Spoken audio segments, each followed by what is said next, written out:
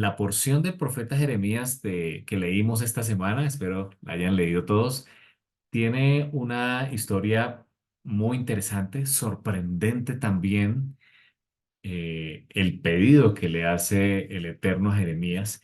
Y la pregunta es si tú comprarías una heredad, un campo, como diríamos aquí en Colombia, un lote, en una ciudad o en un territorio que está a punto de ser invadido por otro país.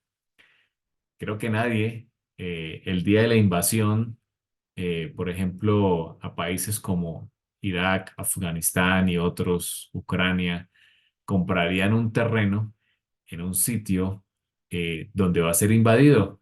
Muy poco probable de que vuelvas a recuperarlo, pero ese fue el caso de Jeremías. Jeremías se le dio la orden de comprar una heredad en un sitio que estaba a punto de ser invadido.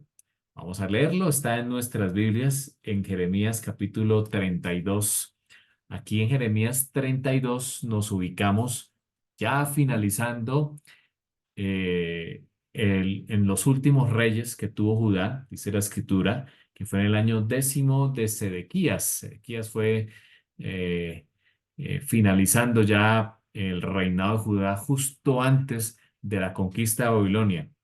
Dice la escritura que también fue en el año 18º de Nabucodonosor. Versículo 2, capítulo 32 de Jeremías. Entonces el ejército del rey de Babilonia tenía sitiada Jerusalén. Fíjense, el momento en que estaba viendo Jerusalén estaba sitiada por los caldeos. Era inminente el ataque por parte de Babilonia. Y el profeta Jeremías estaba preso. O sea, Jeremías, además de que se avicinaba una inminente invasión por parte de los caldeos, también estaba preso, dice la escritura, en el patio de la cárcel que estaba en la casa del rey de Judá. O sea que no era fácil la situación de Jeremías en este momento.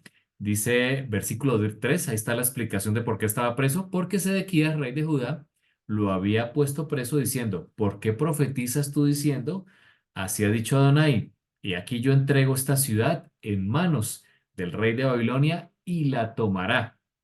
Así que Jeremías, como siempre, despreciado por decir la verdad de que Jerusalén, y lo hizo durante muchos años, iba a ser tomada en cautiverio si no se arrepentían sus reyes y sus habitantes, cosa que estaba a punto de ocurrir aquí. Así que Sedequías lo puso en la cárcel por decir la verdad. Sigue diciendo el versículo 4. Y Sedequías, rey de Judá, no escapará de la mano de los caldeos, sino que de cierto será entregado en mano del rey de Babilonia, y hablará con él boca a boca, y sus ojos verán sus ojos. Y hará llevar a Sedequías a Babilonia, y allá estará hasta que yo lo visite. Y si pelearéis contra los caldeos, ¿no os irá bien? Dice el Eterno. Aquí el Eterno tenía una profecía. Él aquí ha dicho claramente que iba a ser invadido.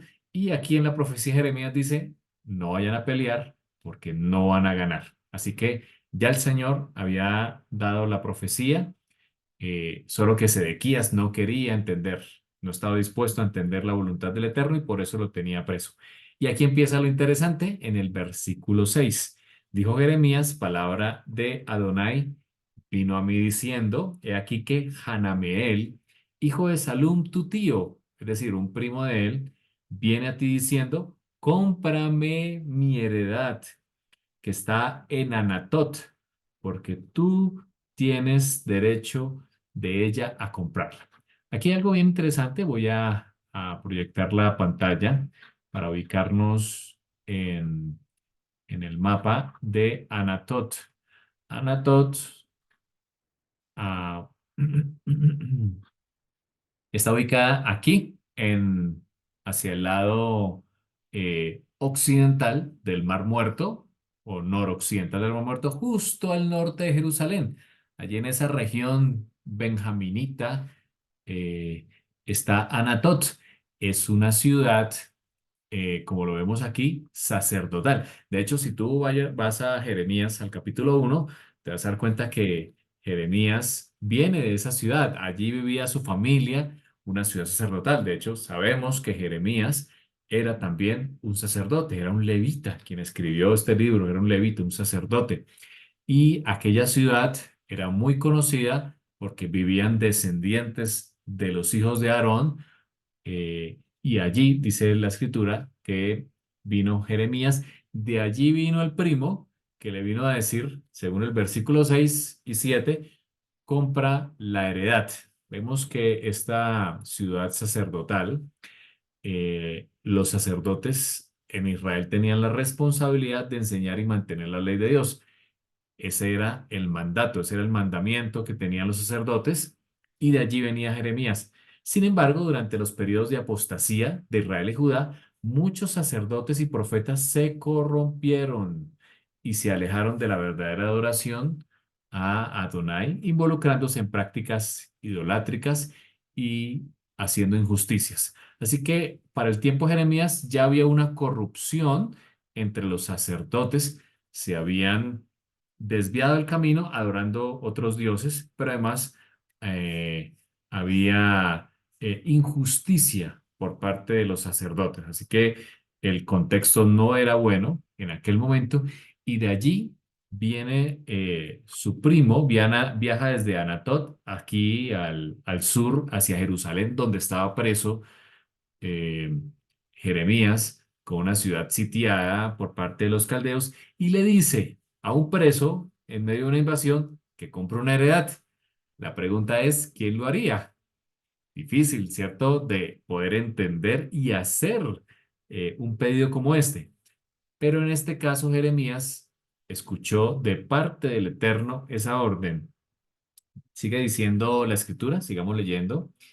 Eh, vino a mí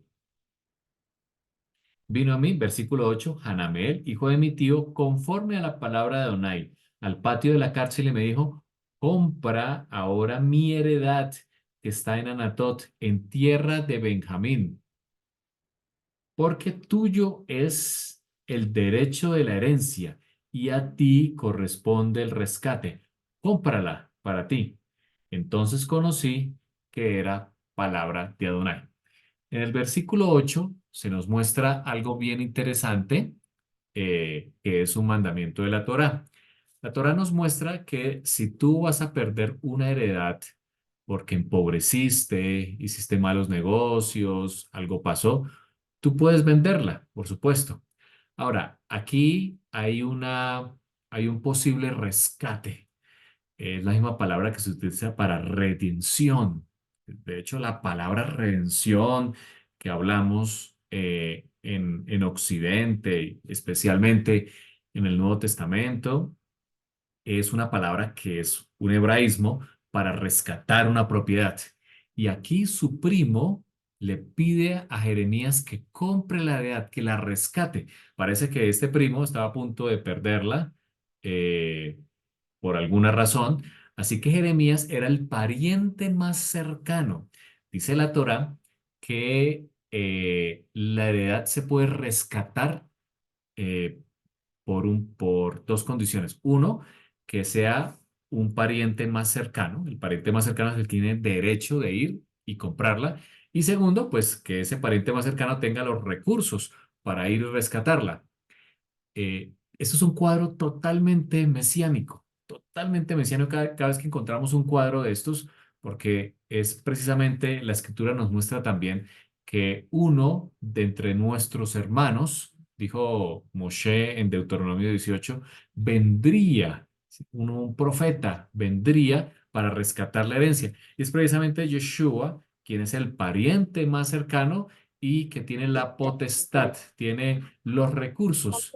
En este caso fue su sangre para poder comprar la herencia que en este caso somos nosotros. Fuimos comprados por el pariente más cercano y por precio. El precio fue la sangre del Mesías.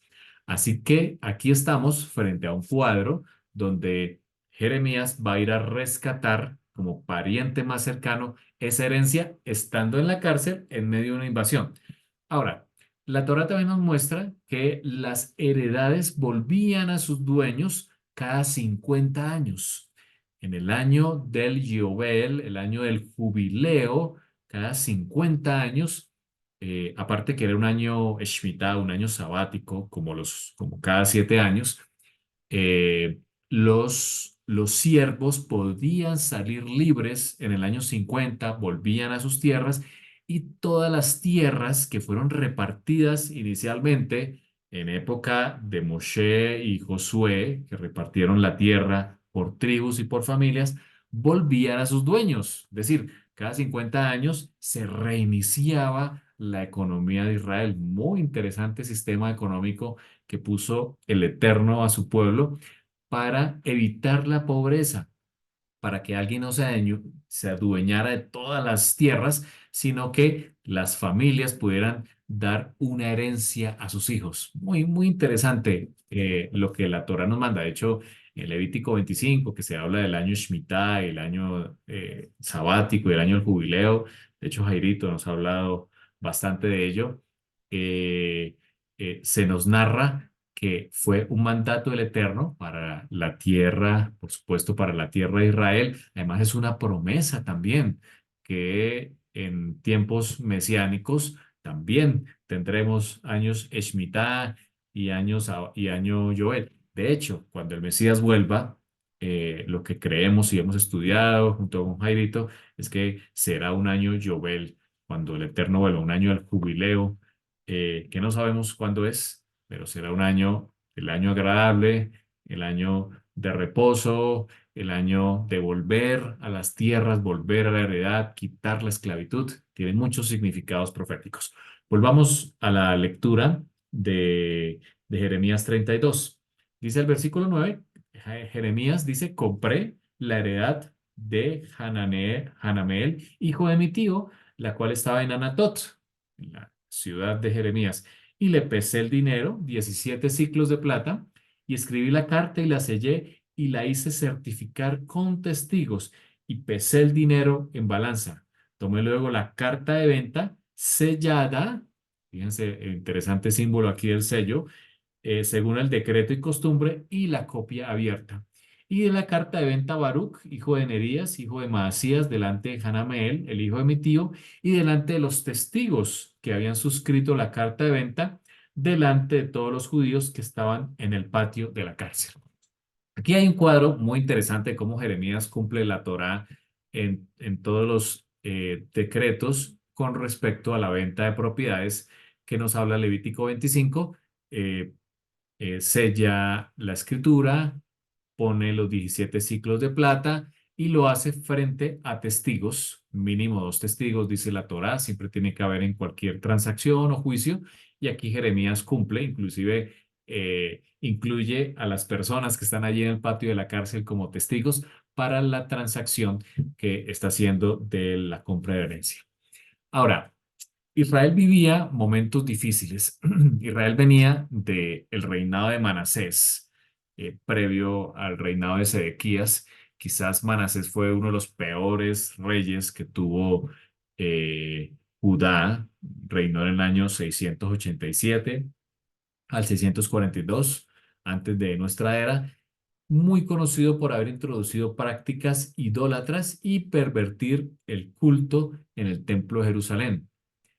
De acuerdo a Segunda de Reyes 21, en este periodo de idolatría y alejamiento de Dios, había tenido un impacto en todas las ciudades sacerdotales, incluyendo a Anatot. O sea, todas las ciudades fueron impactadas por la idolatría de este hombre que se desvió totalmente hacia la idolatría, quemó a sus hijos al fuego, llevó a una decadencia espiritual a Israel, dice Segunda Reyes 21.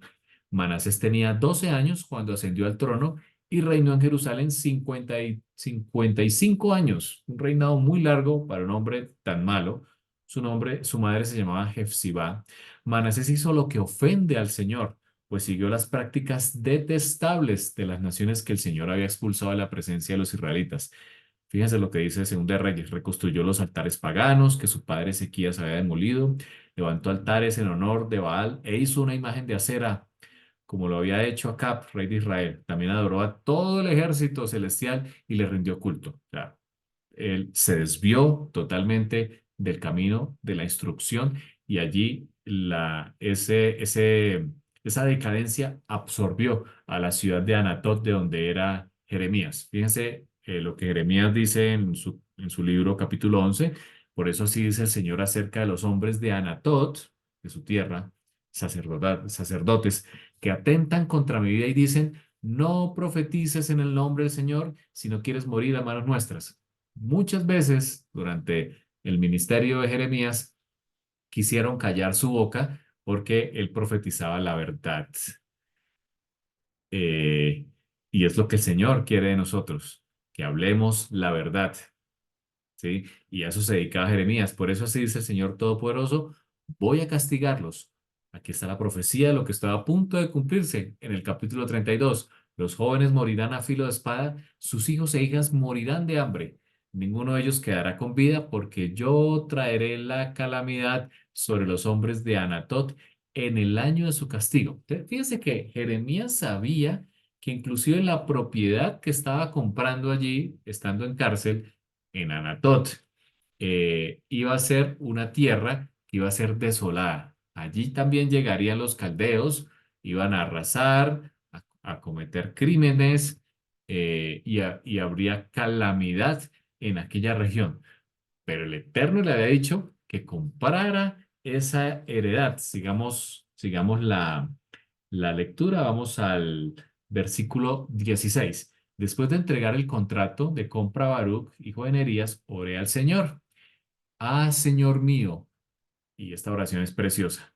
Tú con tu gran fuerza y tu brazo poderoso hiciste el cielo y la tierra. No hay nada imposible para ti. Texto que se repite en varias ocasiones y que encontramos en la escritura. Por ejemplo, cuando el ángel Gabriel anuncia a Miriam, a María, que iba a quedar embarazada del Mesías, Yeshua, y también escribe esta frase diciendo, no hay nada imposible para el Eterno. Aquí Jeremías se enfrenta a una situación difícil, a una invasión inminente, compra una heredad que en este momento va a ser invadida y humanamente no se sabía cuándo, pero Jeremías sí sabía. Jeremías sabía que el Eterno restauraría a Israel, que a pesar del pecado que él muchas veces había exhortado al pueblo a arrepentimiento, a pesar de la inminente destrucción en cumplimiento de la Torah también, Jeremías sabía que el Eterno restauraría a Israel. Y es que eso está en la Escritura. Encontramos que esos 70 años del cautiverio de Israel en Babilonia fue el resultado de no haber permitido que la tierra descansara. Durante esos años sabáticos y los años Jovel, que no se hicieron, el Eterno permitió que esos 70 años la tierra descansara. Y se pudiera cumplir la Torá. Jeremías sabía que el Eterno restauraría a Israel y por eso hace esta oración tan preciosa diciendo, tú con tu gran fuerza y brazo poderoso hiciste el cielo y la tierra. No hay nada imposible para ti. Versículo 18. Tú muestras tu amor a miles, pero a la vez castigas la maldad de los padres en sus hijos. Aquí está hablando de la Torá. Ese es un versículo de la Torá. El Eterno muestra su amor a miles, a millares, pero a la vez castiga la maldad. Aquí está hablando de la justicia del Eterno y de su amor. Este versículo 18, que es un versículo tomado de la Torá, encierra el carácter del Eterno. El Eterno es bondad y es justicia. Son dos cualidades que si en el estudio de la Escritura no las tomamos en cuenta, nos podemos desviar a cualquiera de los dos caminos. Si solo tomamos en cuenta que el Eterno es justicia, como muchas veces se hace, vamos a encontrar que el Eterno es un Dios que castiga, que está dispuesto a encontrar nuestras faltas y enviar el castigo. Muchas veces nos desviamos por ese pensamiento teológico, pero si solo también nos quedamos con la bondad del Eterno, de que el Eterno es amor, no vamos a entender cómo un padre que ama también castiga a sus hijos. Así que en el Eterno, que tiene justicia y bondad, cualidades que se reflejan perfectamente en su carácter. De hecho, en la muerte del Mesías, dice la Escritura, que se besaron la bondad y la justicia. La bondad en su gran amor para comprarnos nuevamente, comprar la heredad a través de su sangre, pero también la justicia porque se debía cumplir. La Torá anunció que muchos pecados merecían la muerte y a eso vino el Mesías, a cumplir la Torá, pero también a traer la bondad, el reemplazo, el rescate por el sacrificio. Esas cualidades que son del Eterno es muy importante siempre tenerlas en cuenta cuando estudias la Escritura, que el Eterno es justicia, pero también es bondad. Y aquí lo está mostrando Jeremías cuando dice, tú muestras tu amor a miles, pero a la vez, castigas la maldad de los padres. Quizás muchas de las preguntas de por qué suceden las cosas o por qué me pasan a mí están encerradas en el carácter del Eterno, mostrado en el versículo 18 de Jeremías 32, pero que también es un reflejo de la Torá. Muchas veces lo que no entendemos de la Escritura, por qué el Eterno mandó a destruir toda una nación, está en la Torá, porque Él nos indicó en la Torá que cuando el pueblo se desviara de la bondad, de la justicia, vendría castigo. Y lo muestra aquí Jeremías. Sigue diciendo él, tú eres el gran Dios, poderoso, dice él, cuyo nombre es el Señor Todopoderoso. Versículo 19, grandes son tus propósitos, dice Jeremías, grandes los propósitos y poderosas tus obras. La fe que tiene Jeremías es valiosísima, es inigualable quizás en los hombres de su época. Un hombre con una fe para expresar desde una cárcel esta oración, creyendo a un Dios eterno frente a la adversidad, quizás es el grado más alto que podemos encontrar en un hombre. ¿Cómo alguien puede expresarse de esa manera frente a la adversidad? ¿Lo harías tú si estuvieran a punto de invadir tu territorio, tu ciudad? Y más aún cuando se te pide que compres algo que va a ser invadido.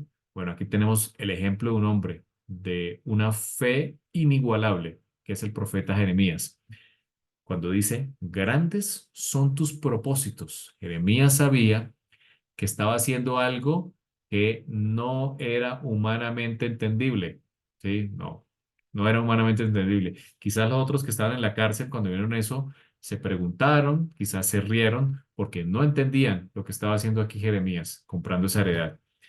Tus ojos están abiertos a los caminos de todos los mortales. Qué versículos tan preciosos, ¿no? El Eterno tiene sus ojos en todos los caminos de los mortales. A cada uno les das según su conducta y conforme a la medida de sus obras. Aquí está hablando de la justicia. El Eterno da a cada uno según su conducta y conforme a la medida de sus obras. Versículo 20. Realizaste señales y maravillas en Egipto y las sigues realizando hasta hoy, tanto en Israel como entre toda la humanidad.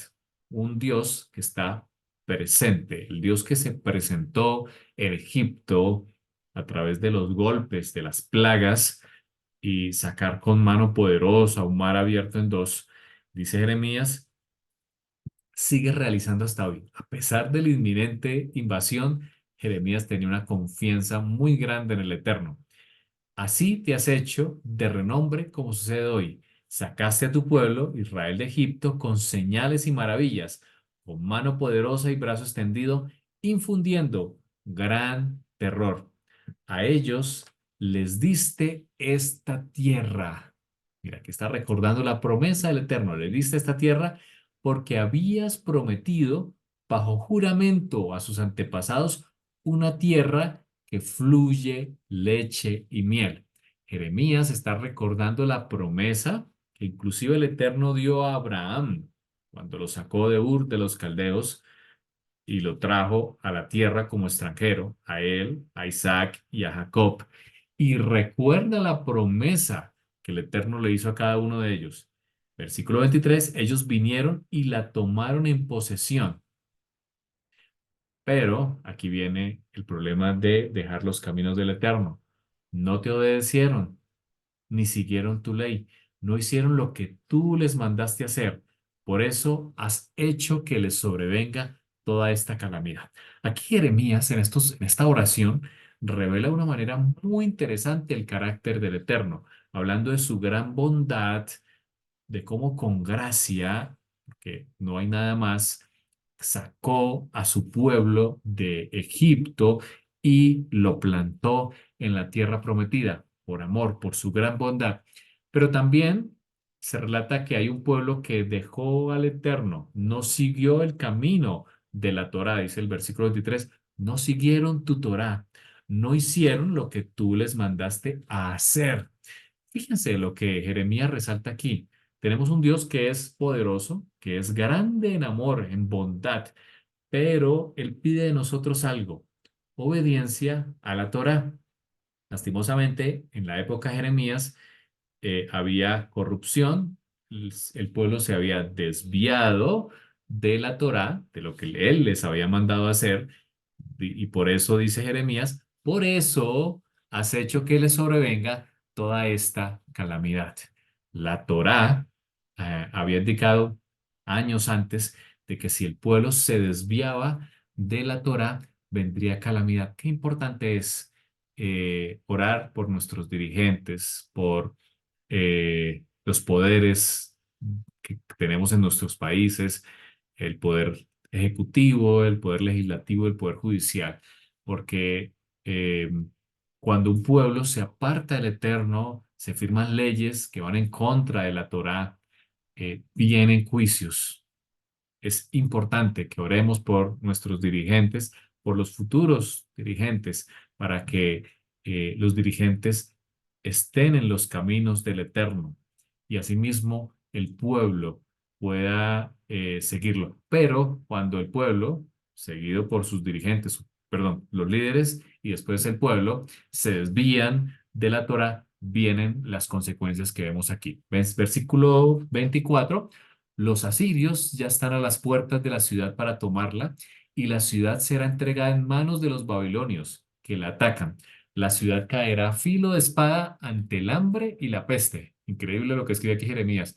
Todo lo que tú dijiste ha sucedido y tú mismo lo estás viendo. Jeremías está confirmando lo que antes ya había profetizado acerca de esta ciudad. Sin embargo, dice el versículo 25, Señor mi Dios, aunque la ciudad caerá en manos de los babilonios, tú me dices a mí, cómprate el campo con dinero y llama a testigos. Muy interesante. Versículo 26. Vino a mí esta palabra del Señor. Versículo 27. ¿Habrá algo que sea imposible para mí? Versículo 27 es el versículo central de la oración de Jeremías cuando dice, yo soy el Señor, Dios de toda la humanidad. ¿Hay algo imposible para mí? Y esa es la promesa que se aferra a Jeremías para hacer algo que es humanamente imposible y ejecuta la transacción, compra la heredad a su primo. De hecho, vemos en el versículo 14 que las cartas y la carta de la venta sellada se pusieron en una vasija de barro para que se conserven por muchos días. Leamos el versículo 15. Porque así ha dicho Adonai de los ejércitos, Dios de Israel, aún se comprarán casas, heredades y viñas en esta tierra. El Eterno le dio una promesa a Jeremías que a pesar de la inminente destrucción, habría esperanza. El Eterno retornaría a su pueblo, a su tierra, y le dio esta promesa. Se comprarán casas, heredades y viñas en esta tierra. Eso no solamente sucedió en aquel momento en el retorno a Israel después de los 70 años de cautividad en Babilonia, sino también después de la segunda cautividad de casi 2000 años desde el año 70 después de nuestra era hasta el año 48, cuando Israel nuevamente se formó como país. En los primeros años del siglo pasado se cumplió esta promesa. Muchos eh, judíos y, eh, y otros israelitas llegaron nuevamente a la tierra y empezaron a hacer esto. Empezaron a comprar casas, heredades y viñas en la tierra prometida. Eso se cumplió nuevamente en nuestros días. Vamos a reflexionar sobre los aspectos interesantes de la actitud de Jeremías que vemos en el capítulo 32. Lo primero que vemos en Jeremías es la fe y la obediencia en tiempos difíciles. Quizás es muy fácil tener fe y obediencia en tiempos fáciles, cuando hay libertad, cuando hay paz en las naciones. Quizás es más fácil obedecer o tomar una decisión acertada, pero en tiempos difíciles como el que le tocó a Jeremías aquí, en medio de una guerra, Jeremías muestra una profunda fe y obediencia al seguir la instrucción de Dios de comprar el campo. A pesar de que la situación parecía desesperada, Jerusalén estaba sitiada y la compra de tierras en ese contexto podría parecer irracional. ¿Quién estaría comprando una tierra en medio de una invasión? Bueno, Jeremías lo hizo. Sin embargo, Jeremías confía en la promesa de Dios de que el pueblo de Israel eventualmente regresará y poseerá la tierra de nuevo. Era muy difícil de creer humanamente que Israel volvería a su tierra, y más cuando quien estaba invadiendo era la potencia de aquel momento, que ya había dominado otras tierras, otros pueblos, otras naciones, y pues esos pueblos no volvieron a regresar a sus tierras. Era muy difícil poder creer que Israel pudiese regresar cuando no era la política de Babilonia, pero Jeremías confió en la promesa de Dios. Y esa es la primera lección. Estamos atravesando dificultades financieras, físicas, espirituales. ¿Cuál es la prueba que el Eterno te puso delante de tus ojos? La respuesta está en Jeremías 32. Confía en las promesas del Eterno de que habrá restauración. Eso que tienes, también habrá restauración. Jeremías lo hizo en tiempos difíciles, confió en las promesas del Eterno, de que él regresaría a su pueblo para poseer su tierra. El Eterno tiene planes para ti, como lo dice Jeremías en su oración. Él tiene grandes propósitos para nosotros. Confiemos en las promesas que el Eterno nos ha dado a través de la Escritura en esos tiempos difíciles, en esos momentos angustiosos, momentos difíciles, porque el Eterno cumplirá su palabra. La segunda característica que vemos aquí en Jeremías es la esperanza en la restauración. El acto de comprar el campo es un símbolo de esperanza y una declaración de fe en la restauración futura. Cuando sucede algo que no esperamos, algo que no queremos que ocurra, lo único que podemos aferrarnos es a la esperanza. Cuando sucede algo que parece irremediable, lo único que podemos tomar, agarrarnos fuertemente, es la esperanza. De hecho, el Brit Hadashah, el Nuevo Testamento, habla mucho acerca de la esperanza, aferrarnos a la esperanza. Y la declaración de fe que hace aquí Jeremías no es solo de palabras, es de acción. Lo que pide el Señor es que no solamente declaremos con fe lo que creemos o a lo que estamos aferrados, sino ejercitamos nuestra fe. En los momentos difíciles es cuando debemos hacer la voluntad del Eterno, lo que Él nos ha mandado en su palabra a hacer, confiando en que el Eterno cumplirá sus promesas. A través de este acto, Jeremías proclama que a pesar de la destrucción inminente, Dios tiene planes de redención y de restauración para su pueblo. Si lo llevamos al plano espiritual, a pesar de nuestra pecaminosidad, de que aparentemente no tenemos sanidad, restauración, el Eterno, dice la Escritura, cumplirá su palabra de restaurar nuestra vida. Y precisamente en estos días que vamos hacia el conteo número 50 eh, del Omer que nos llevará a la fiesta de Shavuot. Hoy estamos en el día 33 del conteo del Omer. Estamos en ese ascenso que el Eterno quiere para nosotros. Hoy lo que el Eterno nos llama en esta semana que acabo de concluir es a aferrarnos a sus promesas, es que nuestra fe crezca como la que tuvo este hombre llamado Jeremías, que obró, actuó con su fe, pese a todo pronóstico, pese a que las alternativas o los resultados esperados no eran alentadores. Definitivamente él compró esa tierra y por supuesto fue invadida, esa tierra de Anatot que él compró fue invadida por los asirios. eh, eh, 70 años después, cuando Israel vuelve, es que se vuelve a recuperar esa tierra que quedó con una heredad, con una escritura en una vasija de barro, fue nuevamente recuperada. Esa vasija de barro con la escritura fue la esperanza, fue el símbolo, fue la bandera de esperanza de que el Eterno restauraría. Y se cumplió. El Eterno cumplió su palabra, Israel volvió a su herencia y esa heredad fue para la herencia, para la prole, para los hijos de Jeremías, por un hombre que se mantuvo en fe contra todo pronóstico.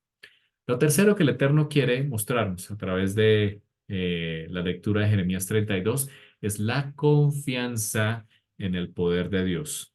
En su posterior oración, Jeremías reconoce el poder soberano de Dios sobre todas las cosas, demostrando su confianza total en la capacidad de Dios para cumplir sus promesas. Estas características de Jeremías que acabamos de ver, la fe y la obediencia, la esperanza en la restauración, la confianza en el poder de Dios, se resumen en una palabra hebrea que se llama emuná. La emuná, traducida como fe, es un poco más de lo que la palabra en español nos quiere decir. La emuná es una fe contra todo pronóstico. Dice la escritura, como viendo al invisible. Se movieron nuestros patriarcas y Jeremías también lo hizo. Es una fe que te lleva a la acción a pesar de que humanamente es imposible. Lo vemos en la escritura, en diferentes actos de fe que revelaron aquellos hombres que quedaron escritos aquí. Una de ellas, que se le dijo estas mismas palabras, fue Miriam, la mamá de nuestro Mesías Yeshua, cuando se le anunció que ella tendría en su vientre al Mesías y que su nombre sería Yeshua, porque él, Yeshua, salvará a su pueblo de sus pecados. Ella creyó contra todo pronóstico. Era algo imposible de creer que ella tendría, siendo virgen, en su vientre al Mesías Yeshua. Nuestros patriarcas, eh, Abraham y Sara, ya en una avanzada edad, ya siendo viejos, dice la escritura, ya casi muerto, Abraham se le dio la promesa de un hijo, donde él ya estaba viejo, su esposa ya no tenía la regla mensual, pero aún así a ellos también se les dio la promesa. Para Dios no hay nada imposible y su vientre se abrió y vino Isaac, del cual viene toda la descendencia, del cual viene el Mesías. La emuná es lo que el Eterno quiere trabajar en estos días, camino al jubileo, a los 50 días que tenemos en nuestro caminar. Que nuestra fe crezca por la acción, que pongamos en acción nuestra fe. Si hay algo que el Eterno nos ha pedido hacer, que está en su Torá, hazlo. Haz el ejercicio esta semana.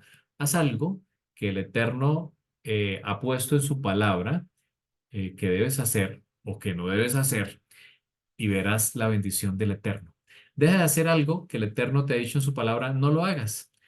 Pon en acción lo que el Eterno te ha dicho que hagas y que está en la Torá y verás cómo esa fe crece, se hace musculosa, se hace fuerte. Y es lo que experimentó aquí Jeremías. a través de la fe, de la obediencia, de la esperanza y de la confianza en el Eterno. También aquí Jeremías reflexiona sobre los atributos del Eterno, la justicia y la misericordia. No olviden el carácter del Eterno. Es justicia y misericordia. Es justicia y bondad. Si tú lees la escritura, si tú eh, al meditar en la palabra del Eterno tienes en cuenta esos dos atributos, vas a entender lo que pasa, que a veces los humanos nos preguntamos, ¿por qué pasó esto? ¿Por qué Dios permitió eso? ¿Por qué Dios permite eso? La respuesta está en los atributos del Eterno, su justicia. Él sigue siendo un hombre, no es un hombre, un Dios justo y también un Dios misericordioso, atributos que se besaron en el madero, donde Yeshua murió. Jeremías también reflexiona sobre el carácter de Dios, que muestra su amor y justicia.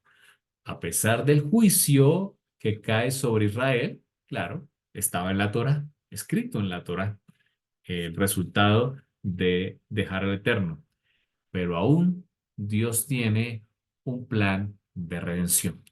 Cuando el Eterno manda a Jeremías a que compre la heredad como el pariente más cercano, está dando una profecía, no solo para ese momento, una profecía no solamente para esos 70 años después, cuando esa escritura sería el símbolo de la esperanza, de la restauración de la tierra que se cumplió, sino es un símbolo que fue más allá, que apuntaba al Mesías. Cuando Jeremías compró la heredad, se convirtió en un símbolo mesiánico. Él fue un tipo del Mesías Yeshua, que años más tarde también vendría en un momento de dificultad, de angustia, de decadencia moral de nuestro planeta para comprar, contra todo pronóstico, comprarnos a ti y a mí, su herencia. Somos su herencia, comprarnos con sangre, promesa en la cual nos aferramos hoy. Nosotros también fuimos comprados, como en aquel momento, durante esos 70 años se compró esa heredad que parecía que nunca iba a ser recuperada. Hoy estamos viviendo ese momento, ese tiempo de espera, esos 70 años de cautividad, esperando el retorno del que nos compró para podernos llevar a su herencia. Vivimos en esos momentos como lo vivió Israel en la cautividad, pero nos aferramos como Jeremías a la esperanza, la bandera, la escritura que fue pintada con sangre, esperando ese retorno, esperando, como dice el versículo 15, cuando haya una restauración y se compren nuevamente casas, heredades y viñas en esta tierra. Terminamos con este versículo precioso de la oración de Jeremías. Subrayen en sus Biblias cuando Jeremías dice en el versículo 27: Yo soy el Señor, Dios de toda la humanidad. ¿Hay algo imposible para mí? Y quiero que reflexionemos al finalizar esta enseñanza en lo que para ti es imposible como humano. ¿Qué es lo que para ti es imposible en este momento? Bueno, recuerda la primera parte de este versículo, cuando dice, yo soy el Señor, Dios de toda la humanidad. ¿Hay algo imposible para mí? Vamos a orar. Abba, gracias por la promesa preciosa que tenemos, porque nos aferramos, Señor, a la bandera, a la escritura pintada con sangre, contra todo pronóstico, contra todo pronóstico, se compró, Señor, la herencia que es tu pueblo Israel. Fuimos comprados por sangre y nos aferramos, Señor, con esperanza, con nuestra emuná, pero también con obediencia, anhelando ese retorno, anhelando cuando se acabe la cautividad en la que vivimos tú y yo. Padre, gracias, Señor, porque nos das la promesa de restauración, nos aferramos a ella, Señor, y a pesar de los caminos que no parecen tener solución, sabemos que tú tienes una solución y en que en ti no hay nada imposible. Mantén, Señor, esa promesa escrita en el libro de Jeremías en nuestras cabezas durante esta semana, frente a cualquier situación. Recordar que no hay nada imposible para ti. Te alabo, Padre. Gracias, Señor. Te pido bendición sobre quienes están conectados aquí. Quienes verán el video posteriormente, Señor, trae, Señor, la restauración. Aumenta nuestra emuná en este caminar, en este ascenso de los 50 días hasta Shavuot. Te lo pedimos en el nombre de Yeshua. Amén. Amén.